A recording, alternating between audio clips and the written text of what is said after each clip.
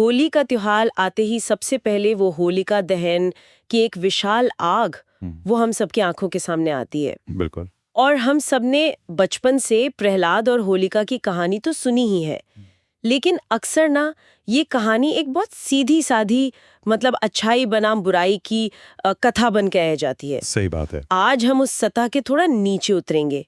हमारे पास स्रोत के तौर पर प्रहलाद और होलिका दहन की अमर ज्वाला कथा है, और हमारा मिशन सिर्फ कहानी दोहराना नहीं है, बल्कि इसके जो गहरे प्रतीकात्मक और दार्शनिक पहलू हैं उन्हें समझने की कोशिश करेंगे, और ये जानने की कोशिश करेंगे कि ये पौराणिक कथा आज भी इतनी प्रासंगिक क्यों है। आपने बिल्कुल सही कहा।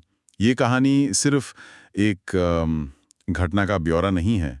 ये तो सत्ता, भक्ति और जो ब्रह्मांड के नियम हैं उनके बीच के तनाव का एक खाका है। अच्छा। और इसे समझने के लिए हमें उस युग में जाना होगा जब असुरों का आतंक मतलब अपने चरम पर था, और हिरण्यकश्यप नाम का एक असुर राजा खुद को अमर मान बैठा था। कहानी का जो असली मर्म है वो इसी टकराव में छिपा है कि जब इंसानी अहंकार, जब वो ब्रह्मांड के नियमों को चुनौती देता है तो होता क्या है। चलिए तो फिर इसी अहंकार से शुरू करते हैं। हम सब जानते हैं कि हिरण्यकश्यप एक बहुत शक्तिशाली असुर राजा था, लेकिन उसकी भगवान विष्णु से इतनी गहरी दुश्मनी क्यों थी? स्रोत बताते हैं कि वजह उसके भाई हिरण्याक्ष की मृत्यु थी। पर क्या ये सिर्फ एक भाई का बदला था या कुछ और भी गहरा था इसमें? ये बहुत ही दिलचस्प सवाल है। देखिए, सतही तौर पर तो ये बदले की ही कहानी लगती है। हाँ। विष्णु ने वराह अवतार लेकर उसके भाई का वध किया था, लेकिन अगर आप हिरण्यकश्यप के चरित्र को देखें तो उसका असली दुश्मन विष्णु नहीं बल्कि व्यवस्था थी। व्यवस्था मतलब वो देवताओं द्वारा स्थापित जो ब्रह्मांडीय व्यवस्था थी वो उसे ही चुनौती दे रहा था। उसके लिए विष्णु उस व्यवस्था के सबसे बड़े प्रतीक थे। अच्छा। तो उसका लक्ष्य सिर्फ बदला लेना नहीं था, बल्कि सत्ता के समीकरण को हमेशा के लिए बदल देना था। वो खुद ईश्वर बनना चाहता था। और ईश्वर बनने के लिए उसने तपस्या का रास्ता चुना। ये बात मुझे हमेशा थोड़ी अजीब लगती है। अगर वो देवताओं से इतनी नफरत करता था तो उसने उन्हीं के देवता ब्रह्मा को प्रसन्न करने के लिए हजारों साल तपस्या क्यों की? वो अपनी सेना से भी तो लड़ सकता था। यही तो इस कहानी का सबसे गूढ़ पहलू है। पौराणिक कथाओं में तपस्या एक तरह की कॉस्मिक करेंसी है। Cosmic currency? हाँ, ये एक ऐसा सौदा है जहां आप अपनी साधना और कष्ट के बदले में शक्ति अर्जित करते हैं, और ये इस पर निर्भर नहीं करता कि आपकी नीयत अच्छी है या बुरी। अच्छा। अगर आपने नियमों के तहत तपस्या की है तो ब्रह्मा हो या शिव, उन्हें आपको वरदान देना ही पड़ता है। ये एक तरह का अटूट ब्रह्मांडीय अनुबंध है। हिरण्यकश्यप जानता था कि सैन्य शक्ति से वो देवताओं को हरा तो सकता है, लेकिन ब्रह्मांड के नियमों को नहीं बदल सकता। उसके लिए उसे वैसी ही शक्ति चाहिए थी जो देवताओं के पास थी। और उसने वो शक्ति हासिल भी कर ली अपने उस चालाकी भरे वरदान से। बिल्कुल। वो लिस्ट तो हम सबको याद है, ना इंसान से मरे, ना जानवर से, ना दिन में ना रात में, ना घर में ना बाहर, ना जमीन पर ना आसमान में, ना अस्त्र से ना शस्त्र से। मतलब ऐसा लगता है जैसे उसने हर संभावना को ही बंद कर दिया था। उसने एक तरह से सिस्टम को ही हैक कर लिया था। हाँ बिल्कुल। उसने एक फूल प्रूफ वरदान मांगा था, और ब्रह्मा अपने ही बनाए नियमों से बंधे थे। उन्हें तथास्तु कहना पड़ा। और यहीं से उसका अहंकार 7वें आसमान पर पहुंच गया होगा। बिल्कुल। उसे लगा कि उसने मृत्यु को मात दे दी है। उसने घोषणा कर दी कि अब से वही भगवान है। लेकिन हर सिस्टम में एक बग होता है, और हिरण्यकश्यप के इस अभेद्य लगने वाले किले में जो बग था वो उसी के घर में उसी के बेटे प्रहलाद के रूप में पैदा हुआ। पिता और पुत्र के स्वभाव का ये जो विरोधाभास है वो कमाल का है। सही बात है। एक तरफ सत्ता का नशा और ईश्वर से विद्रोह, और दूसरी तरफ एक बच्चा जिसमें अटूट आस्था है, विनम्रता है। स्रोत में एक दिलचस्प बात कही गई है कि प्रहलाद को ये भक्ति अपनी माँ के गर्भ में ही नारद मुनि से मिली थी। ये क्या दिखाता है? कि भक्ति विरासत में नहीं मिलती, संस्कारों से मिलती है। हाँ, और ये भी कि भक्ति कोई सीखी सिखाई चीज नहीं है, ये एक आंतरिक अवस्था है। हिरण्यकश्यप के लिए पूजा और भक्ति सत्ता का प्रदर्शन थी कि लोग उसकी पूजा करें। हाँ। लेकिन प्रहलाद के लिए भक्ति एक व्यक्तिगत जुड़ाव था, नारायण के साथ एक संवाद था। और यही बात हिरण्यकश्यप को सबसे ज्यादा परेशान करती थी। बिल्कुल। वो प्रहलाद की भक्ति को अपनी सत्ता के लिए सीधी चुनौती मानता था। सोचिए, एक सम्राट जिसके कदमों में पूरी दुनिया झुकी हो, लेकिन उसका अपना बेटा किसी और का नाम ले रहा है। ये उसके अहंकार पर सबसे बड़ी चोट थी। सबसे बड़ी और यहीं से दोनों के बीच का वो टकराव शुरू होता है। जब प्रहलाद गुरुकुल से लौटता है और अपने पिता के सामने विष्णु को सबसे महान बताता है, तो हिरण्यकश्यप का गुस्सा तो फट पड़ता है। हाँ, और इसके बाद जो होता है वो तो क्रूरता की पराकाष्ठा है। उसे पहाड़ से फेंका गया, जहर दिया गया, सांपों के बीच छोड़ा गया। क्या ये सब सिर्फ प्रहलाद को मारने की कोशिशें थीं या इसका कोई और गहरा मतलब भी है? ये सिर्फ शारीरिक हिंसा नहीं थी, ये एक वैचारिक लड़ाई थी। हर हमला प्रहलाद की आस्था पर एक परीक्षण था। अच्छा। हिरण्यकश्यप ये देखना चाहता था कि उसके विश्वास की सीमा क्या है। क्या मौत का डर उसके भगवान से बड़ा है? लेकिन हर बार जब प्रहलाद बच जाता तो वो सिर्फ शारीरिक रूप से नहीं बचता, बल्कि उसकी आस्था और भी मजबूत होकर उभरती। और हिरण्यकश्यप का हर असफल प्रयास उसकी अपनी शक्ति की सीमाओं को उजागर कर रहा था। एक असुर राजा जो खुद को भगवान कहता है, वो एक निहत्थे बच्चे को नहीं मार पा रहा था। उसकी हताशा बढ़ती जा रही थी। और जब एक तानाशाह हताश हो जाता है तो वो ऐसे रास्ते खोजता है जो और भी ज्यादा क्रूर हो।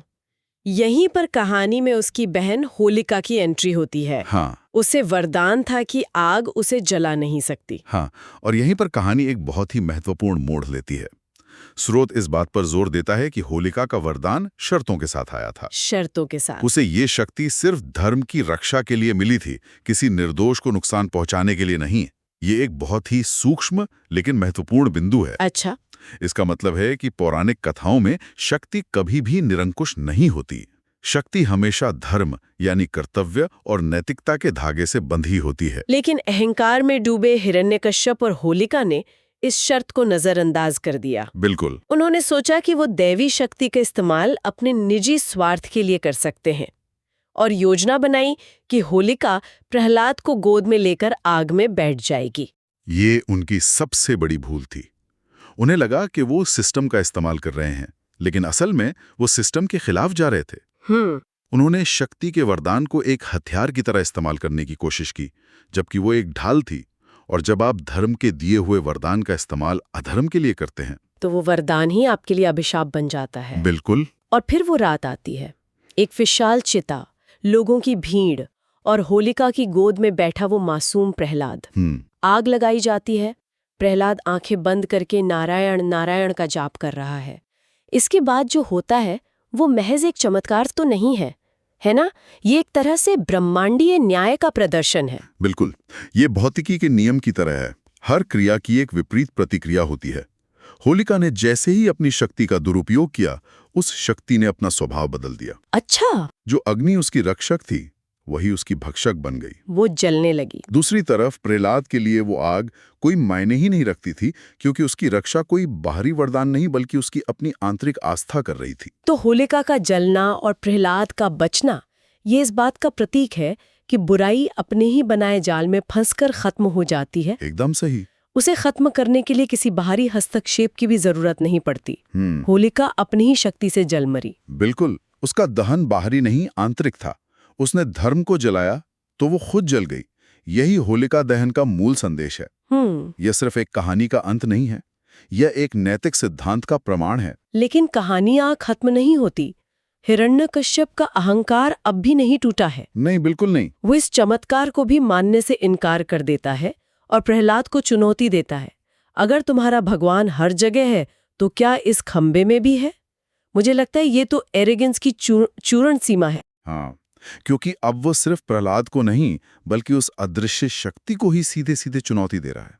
और प्रहलाद का जवाब देखिए, कितना सरल और गहरा है। हाँ, मेरे भगवान कण कण में हैं। बस इस एक वाक्य में भक्ति का पूरा सार है। और जैसे ही हिरण्यकश्यप अपनी गदा से खंभे पर वार करता है, वो फट जाता है और उसमें से निकलते हैं भगवान विष्णु अपने नरसिंह अवतार में। आधा इंसान आधा शेर। ये रूप ही अपने आप में अद्भुत है। ये अद्भुत होने के साथ साथ बहुत तार्किक भी है। ये हिरण्यकश्यप के उस फूल प्रूफ वरदान का जवाब है। अच्छा। अब उन सभी शर्तों को एक एक करके देखते हैं। नरसिंह ना पूरी तरह से इंसान थे, ना पूरी तरह से पशु। उन्होंने हिरण्यकश्यप को महल की दहलीज पर मारा, जो न घर के अंदर थी न बाहर। सही। और समय था संध्या का, गोधूली बेला, न दिन था न रात। उन्होंने उसे अपने जांघों पर रखकर मारा, जो न धरती थी न आकाश। और सबसे महत्वपूर्ण, उन्होंने किसी अस्त्र या शस्त्र का इस्तेमाल नहीं किया, बल्कि अपने नुकीले नाखूनों से उसका पेट चीर दिया। कमाल है। ये तो जैसे एक कानूनी लड़ाई जीती गई हो, हर क्लॉज का जवाब एक काउंटर क्लॉज से दिया गया। बिल्कुल। ये सिर्फ शक्ति का प्रदर्शन नहीं है, ये बुद्धि का भी प्रदर्शन है। ब्रह्मांड ने अपने नियमों को तोड़े बिना ही न्याय कर दिया। यही इस अवतार की खूबसूरती है। ये दिखाता है कि ब्रह्मांडीय नियम अटूट हैं। आप उन्हें तोड़ मरोड़ कर अपने पक्ष में करने की कोशिश कर सकते हैं, लेकिन अंत में व्यवस्था संतुलन बनाने का एक रास्ता खोज ही लेती है। हिरण्यकश्यप का वध सिर्फ एक असुर का अंत नहीं था, ये उस सोच का अंत था जो मानती है कि वो नियमों से ऊपर है। तो अगर हम इस पूरी चर्चा को समेटें तो होलिका दहन की आग हमें क्या सिखाती है? पहला संदेश तो साफ है कि आस्था की जीत होती है और अहंकार का नाश होता है। लेकिन इसके अलावा और क्या गहरे सबक हैं? एक बड़ा सबक शक्ति और उसके साथ आने वाली जिम्मेदारी का है। होलिका की कहानी हमें सिखाती है कि शक्ति, चाहे वो कोई वरदान हो या आज के जमाने में पैसा, पद या ज्ञान हो, वो हमेशा एक नैतिक जिम्मेदारी के साथ आती है। जब आप उसका इस्तेमाल दूसरों को नुकसान पहुंचाने या अधर्म के लिए करते हैं, तो अंत में वो शक्ति आपको ही नष्ट कर देती है। और शायद यही वजह है कि हम हर साल प्रतीकात्मक रूप से होलिका जलाते हैं। हम सिर्फ लकड़ियां नहीं जलाते, बल्कि अपने अंदर के अहंकार, अपनी ईर्ष्या, अपनी नकारात्मकता को उस आग में स्वाहा करते हैं। एक तरह की वार्षिक आध्यात्मिक सफाई। हाँ, एक वार्षिक आध्यात्मिक सफाई। बिल्कुल, ये एक शुद्धिकरण की प्रक्रिया है। और इस शुद्धिकरण के बाद ही अगले दिन रंगों का त्योहार होली आता है।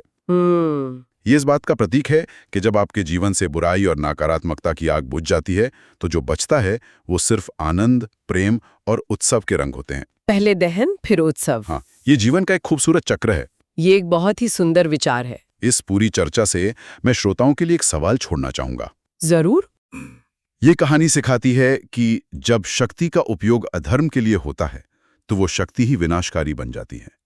आज की दुनिया में जहां हमारे पास टेक्नोलॉजी, सूचना और प्रभाव के रूप में अभूतपूर्व शक्तियां हैं, हम ये कैसे सुनिश्चित करें कि इन शक्तियों का इस्तेमाल धर्म और मानवता के कल्याण के लिए हो? हम अपनी होलिका को खुद को ही जलाने से कैसे रोक सकते हैं? ये सवाल इस कहानी को हजारों साल बाद भी हम सब के लिए प्रासंगिक बनाता है।